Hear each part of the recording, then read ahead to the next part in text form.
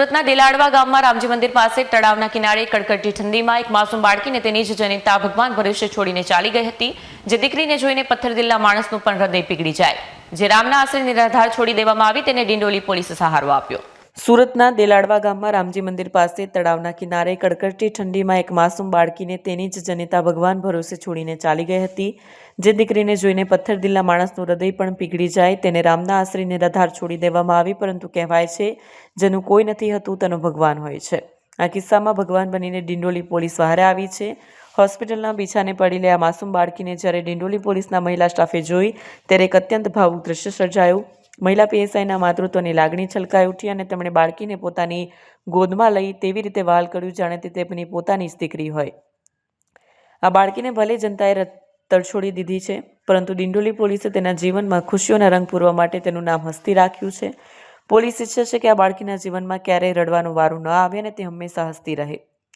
Dindoli police તેના સ્વજન બનીને અનાથ આશ્રમ જશે અને પરંપરાગત રીતે તમામ વિધિ વિધાન પૂર્ણ કરશે.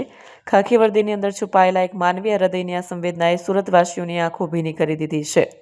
માત્ર નામ આપવા કે છઠ્ઠી ઉજવવા પૂરતું જ નહીં, પરંતુ હસ્તીનું ભવિષ્ય સુરક્ષિત કરવા માટે ડિંડોલી પીઆઈ આરજી ચુડાસમાએ એક પ્રશંસનીય નિર્ણય લીધો છે. તેમણે જાહેરાત કરી છે કે બાળકીની છઠ્ઠીના દિવસે પોલીસ ઇન્સ્પેક્ટરના નામે બેંકમાં એક ખાસ એકાઉન્ટ ખોલવામાં આવશે. આ એકાઉન્ટમાં ડિંડોલી પોલીસ સ્ટેશનના તમામ કર્મચારીઓ અને અધિકારીઓ પોતાની શક્તિ મુજબ ભવિષ્ય નિધિ તરીકે રકમ જમા કરાવશે. પીઆરજી ચુડાસમાએ ભાવુક થઈને જણાવ્યું હતું કે બાળકી જ્યાં સુધી સક્ષમ ન થાય અથવા તો કોઈ તેને કાયદેસર દત્તક ન લે ત્યાં સુધી અમે તેની સંપૂર્ણ કાળજી રાખીશું.